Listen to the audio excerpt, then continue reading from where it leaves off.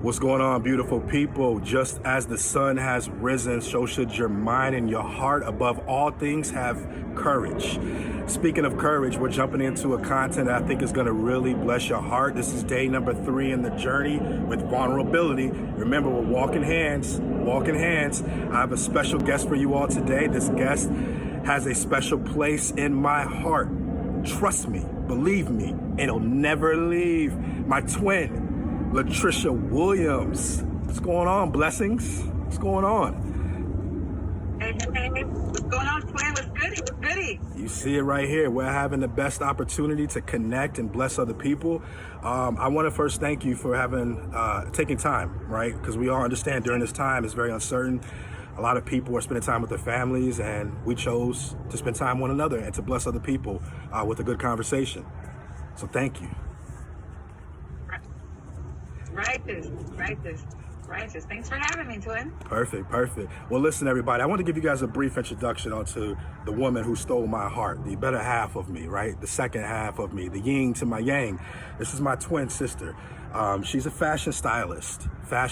So every time I need questions about how I look, and trust me and believe me, she blesses me. If you only knew, this is not a finished product, by the way. If you knew what happened prior to this video starting, I know everything seems okay, but it wasn't okay, trust me. So Trish, what made you jump into that industry? Right. What made you jump right into that industry? When I was in the military, being in the military, and an institution governing everything we wear from head to toe, once I got into the civilian world, I realized the freedom and expression starts with what you put on and what you wear. And the freedom and expression of what I wear can give a very good visual of how I'm feeling inside. And I had that awesome feeling, and I wanted to share it with others. And I really enjoy, helping females better themselves outside beauty.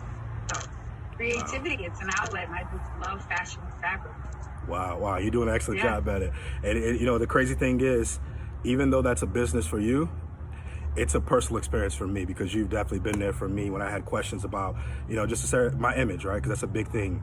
Brand is everything, image is everything, to a certain extent. It's not everything, but it's an important thing, right? And you definitely have been there for me. Secondly, you are a life coach. You are a life coach, and we need that during this time period. So talk to me a little bit about that. What made you jump into that industry? Well, I wanted to change me, and I really dug into doing a lot of inner work. And I realized a lot of my identity was tied to my profession and my career. And so my girl introduced me to coaching, and it's very much in line with what I was already doing with small business consulting. And, we are basically a business. It's an individual. And so I got into coaching and dived into the biblical journey, forming where you were to where you want to be. Your trials, right, turn into triumphs, and there's a bridge to get there. And so I dove into coaching because it's a natural thing for twins, that, but to give people a pathway on how to renew and reset themselves so that they can continue to grow and transform, that's why I chose to be a coach, and I absolutely love it. Wow, I love what you're mentioning, renew and reset. To transform yourself, there has to be a stage of renewing, resetting, transformation. So would you agree in that process, vulnerability is an essential piece? Yes, absolutely. And going through training, you have to coach yourself first. And I took a while before I could really, what I call Michael Jackson, that thing, look at the man or woman in the mirror, and to be really vulnerable with yourself, there's freedom in it. Because once you start, maybe giving falsehoods to yourself, no one can take that from you. And vulnerability is freedom. And it's the freedom to recreate, renew, and be exactly, who you want to be and who you want to present to the world. But vulnerability first, being naked, really, and wanting to work on those things without using any excuses, without using any, there was this happened, so that happened. An opportunity for the purest form of truth and freedom. Right. And thank you for sharing that. And it brings me to my next point, which I think you so eloquently placed, is the introspective look of oneself before going out helping others. A lot of people say vulnerability is weakness, and I just did a study, and a lot of people that are following within this journey understands that vulnerability is not weakness. It actually requires courage, right? So speaking of courage, what advice would you have for future entrepreneurs, future individuals that want to become successful in marketing or branding their own business, because you are a small business consultant as well? What would you tell them if they lack the courage to take that first step? What advice would you like to share with them? I would be very straightforward. I'm going to say, don't even attempt. And this is what I mean. Imagine with me, if you will, a bridge, right? You know, we're in Florida. You know, we're crossing water all the time. All the time. And as we don't walk on water like Jesus once did, you know, we have to be able to cross water. And so think about it. When you're on that bridge, you're not traveling under the bridge. You're not traveling around the bridge to get from A to B. You have to travel on and through the bridge. Even a tunnel, like in Virginia Beach, right? Yeah, I remember that. You're not going above, below, or around. You have to go through that. And that's where your strength and your resolve is. And so to be vulnerable, and the courage that it takes, you're not losing by finding those little bits of courage, small bites of the elephant, right? Because you are paying more and more when we feed growth. And so if you're not going to have the courage to take the smallest first step, which is just initiating a conversation to action or acknowledging how you feel, you won't get the results you're looking for. You know, it's like a diet. Oh yeah, I'm gonna lose weight and I'm gonna do 3 days and not 7. Okay. Are you judging me? That's the results you're gonna get. Are you judging me? Am I judging myself? Or am I judging myself? Right? But that brings light to the conversation in which the journey rests on. So this 30-day challenge, as you know, I connected with you and I told you a little bit about it. It had more of an importance of committing, having resilience, dedication, for myself personally. Yeah, man. And so I share that with you, that this 30-day journey is for me to stay committed and for me to go through this process. However, I lacked the information as related to understanding vulnerability growing up, so I neglected it and it impacted me. So I said, what not better thing to study while doing this journey and opening up the book of vulnerability, right? So we're taking a journey with Dare to Lead, right? Made by Brene Brown, which is a really good read as well. And you're taking the journey with myself, Trevor Williams, Create Clarity in your mind and your heart, which is so important. Trish Will, you're taking a journey with all of us right now. So my next question to you is this: what impact does trust have on vulnerability from your perspective? What impact does trust have on vulnerability? I think I would take it from one of your previous videos on how trust is the twin with courage. We wouldn't be able to be vulnerable if we didn't trust whomever we're being vulnerable with, which includes self. If I don't trust myself with my feelings and emotions, which is why people tend to be very judgmental towards others or always have an opinion on someone else's situations and neither their own. Trust with oneself or with others is what allows you to become vulnerable. It's the catalyst. And it also builds upon courage.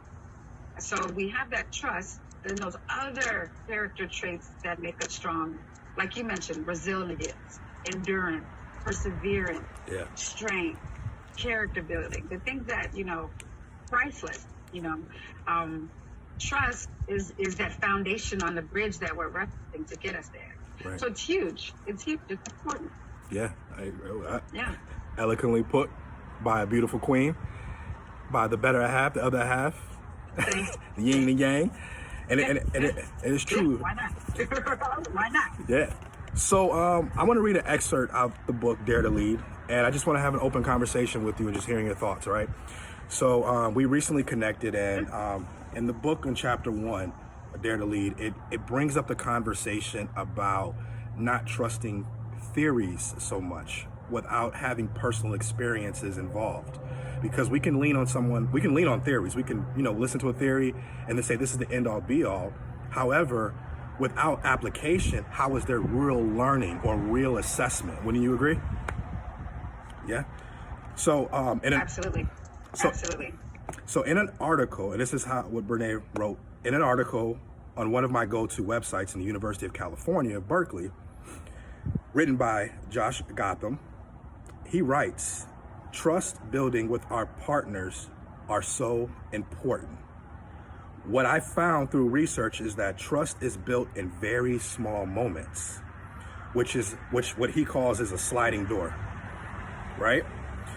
And in these moments, these are all interactions that are taking place. And there's always a possibility of connecting with a partner. So I guess my question for you is this. If it's true, right? If what they're saying is true, that trust is built in small interactions, what happens if you don't pay attention to the person you're with or connected to?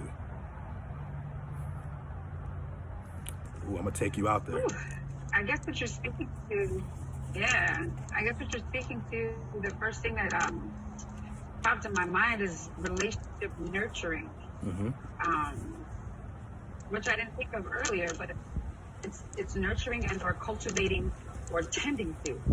The sliding door aspect, like we were speaking earlier, I'm starting to understand that with respect to the way that society and culture moves so fast now. Yeah. All we really have is little moments and snippets, and that's an excellent thing about theories. Millennials and maybe even some outside that generation, we're not talking Socrates and Sigmund and Freud anymore. We're talking, Right. Who's trending and what they think, whether it's View, The Talk, Sports Center even. It's where we gather our information. We tend to gather in moments. And so when you're thinking about trust building in those moments, with the pace of society, maybe that's all we have is that little snippet, like you check in, a quick text. That's a moment. Hey, I was thinking about you. How are you? Oh, that lets me know that someone cares about how I'm feeling, which I didn't consider this earlier. You know that. I was very much, trust is huge. Sliding door? What are you talking about, sliding door? But a little yeah, like a sliding door. No, open the door, close it. I don't know, initiate this conversation or don't. I can't chase. Yeah. But in giving it further thought, those sliding door moments give small opportunities in a busy pace that we're in to check in, which nurtures the relationship, and then also for the reciprocal. So if I check in with my twin, hey, baby, how you doing? You're checking on me, and I can, of course, shoot you the vomit back. Well, right. But then I also do what? Hey, how are you? And maybe I didn't think of you. I didn't think to check on my twin today, Right. Because I was so consumed with myself, my business, right? Like we often are. And so trust building is sliding door moments.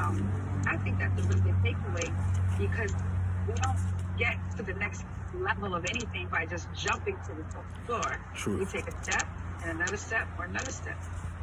Even the escalator cycles, And so those small moments actually might be the most efficient way to build trust. I agree. So well said.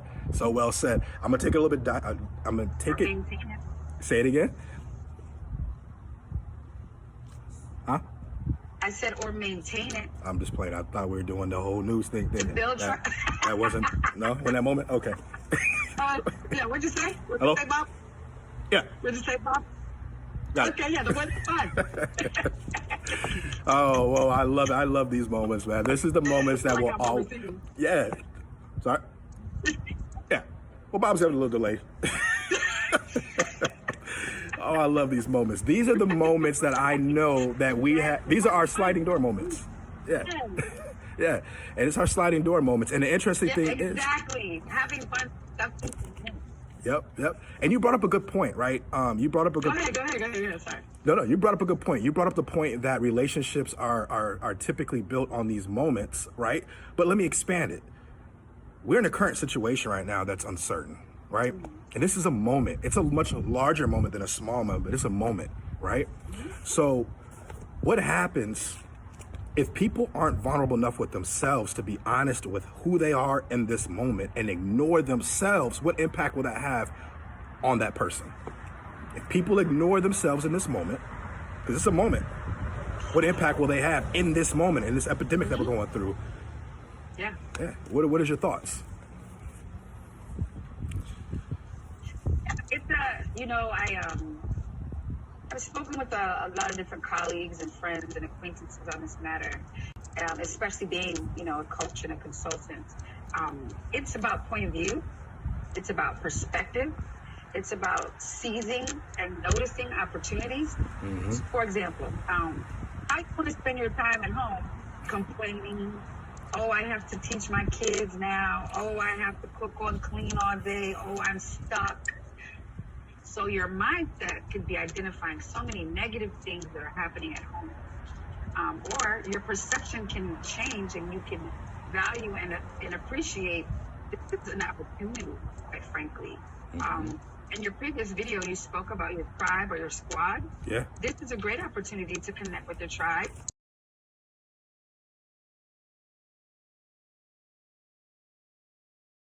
In some areas, right? To reset your squad so everybody's on the same page. This is a great opportunity for self-care, self-reflection. Yeah. Those books we want to read, but we're working too much, right? Or we're doing too many things outside the home. This is a huge opportunity to take that moment and slide that door. Wow. And build trust areas within your relationship and your family. Because, for example, I could not understand why your nephew's teacher would always tell me how much energy Elijah has and quotes it's still in the class. I'm like, no, he sits home just fine. Yeah. Yes. Well, your sister started homeschooling. Real life experience. And I got to know. I thought I knew my 8-year-old. Yes, I thought I knew. I thought I knew your nephew. Wow. And so, that first week was, okay, we need to get back to school. I can't even work my business, overwhelmed, growing pain, not appreciating. To, my God, Elijah, you're phenomenal. Oh, wow, I'm starting to really get to know my 8-year-old, right? Yeah. And then I get to also develop a relationship and slide the door with his teacher and foster. We have much more time now to see this is actually what Elijah needs, right? And this is actually how he learned. And I feel like you can use this pandemic in a negative. You can take it and say, these are opportunities for me. Now I get to teach my son. Correct. Now there's no excuse. Okay.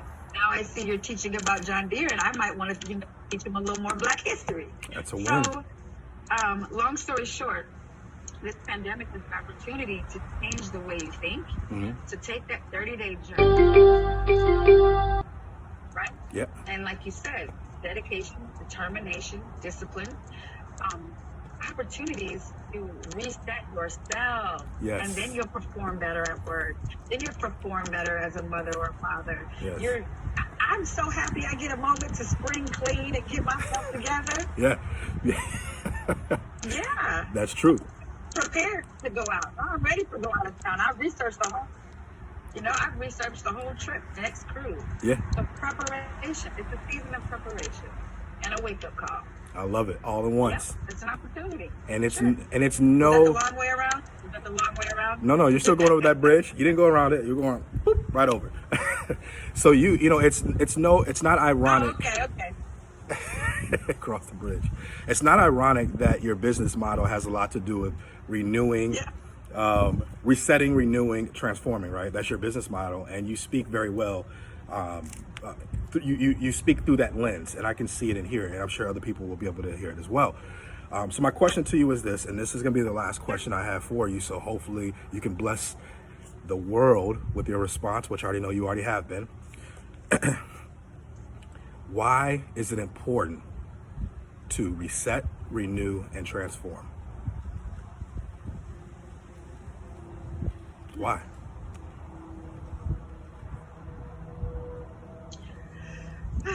On a basic level, because if you don't, you'll lose. right? Just the basic quick answer. Everything evolves, right? Seasons change. Time, one thing you can make that you cannot get back in time, right? So you can make money, you can lose money. You can gain a house, you can lose a house, right? Even Ford doesn't put out the same vehicle since they started, right? So it doesn't matter what industry you may be in, doesn't matter what you do, everything evolves, Right. right? And then we what? Revolve, Right. right? Revolve, resolution. And so as the world turns, it's important to reset. That's why I don't do the new year, new you. Like, no, it's not a new Trish. This is 2020 Trish. You know, 2019 Trish was different. Yeah. Facts. But it's because I chose to reset. And that's where you get the opportunity for maturity and to grow and evolve and forgive and say, it's not a new me. It's, you don't lose. You win or you learn. You don't lose. So that's what the reset is for. Hey, I want to do something different. Now, like you mentioned, we have, these kids have Google, YouTube, whatever. You can't say, oh, I didn't know. Oh, my mama didn't tell me. There's the resources there.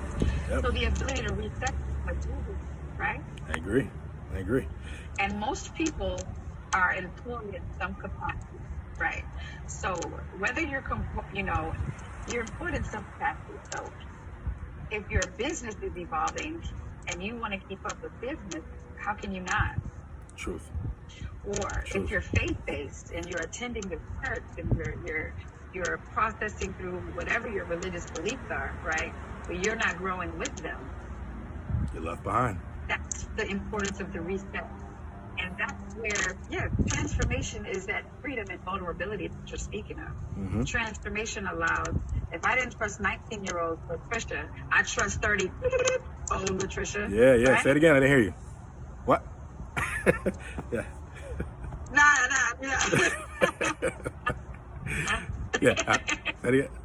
But the reset for the renewal of our mind. It's the renewal that we look for. Got it. We always feel good after we have a cup of water, new ourselves. Wow. Yeah, I can go all day. I can go all day with that. Wow. Well, thank you again. This has been a renewing. Yeah. This has been a resetting, a renewing, and a transformative moment. As we walk through this journey all together, I think that you will be highly blessed and favored by the information that was shared with you all today by my twin, my other half, my yin to the yang, right? Black, white, opposite, whatever you want to call it, right, left. Yeah. But hopefully you guys were blessed, right? And hopefully you all not only were blessed, but you're taking a moment for yourself to create that clarity that you need in your life. Create that clarity and create it through connecting with other people. Absolutely. And most importantly, connecting with yourself. Be vulnerable with yourself, right? Thank you again, twin, for spending time with us today. And if you want to have any last few words to share with the viewers before we head on out, bless us. Yeah, sure. Man, I just like to say I'm excited about this 30-day journey. I'm excited that you're willing to be vulnerable and going, you didn't make it selfish. You can say, well, I'm going to work on my vulnerability, but the courage to share with the world is huge. And so, thank you. You create these solutions and you create clarity that offers and is a real-time example of why trust, vulnerability, renewal, and resetting is nothing but a win. It's nothing but a win. Yeah. If someone who is watching this video who knew, from Chicago Heights and they see the twins now, hopefully that encourages everyone watching to see that's why vulnerability and trust is a huge way to reset your life, to transform, and to win in whatever you want. Yeah, facts. Elevate. Rise up. Yeah, I appreciate the time. I hope you all enjoyed day 3. Day 3 was an amazing journey together as we explored great conversations as it relates to the impact that trust has on vulnerability. More importantly, sometimes we seem to forget that even through these difficult times that we're facing together, it's so important for each and one of us to pay attention to one another. If we take the time to pay attention to the people that are closest to us, those moments are like sliding door moments. Those are the moments where we can build trust, right? Because trust happens in moments. And I really enjoy the conversation with my twin sis. She's always bringing great information and great content. So if you guys want to know more about her, definitely follow her or hit her up. She's a great fashion stylist, great small business consultant, and even more, she's a great sister. So I hope you guys stay blessed and most of all, create clarity in all that you do.